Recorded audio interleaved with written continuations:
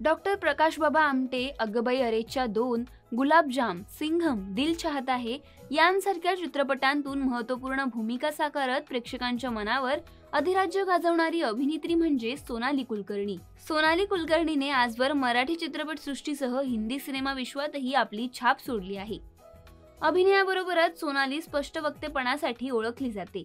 इतकंच नव्हे तर बिनधास्त व बेधडक स्वभाव यामुळे ती स्वतःचं मत मांडतानाही पाहायला मिळते. सोनालीने नुकतीच आरपार या युट्यूब चॅनेलला मुलाखत दिली.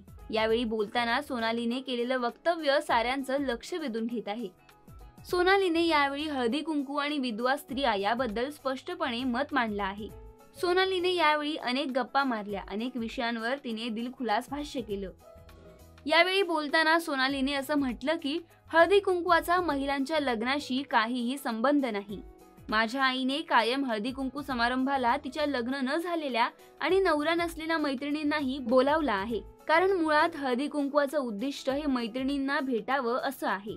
फक्त नटून थटून सौभाग्यवतींनी हळदी कुंकवाला यावं या उद्दिष्टाने मी सुद्धा हळदी कुंकू करत नाही. पुढे ती असंही म्हणाली आहे की मला तुला गजरा देऊ दे, तुझी ओटी भरू दे, हळदी कुंकू लावायला मिळू दे या उद्दिष्टाने मी हळदी कुंकू लावते. मला खूप छान वाटतं.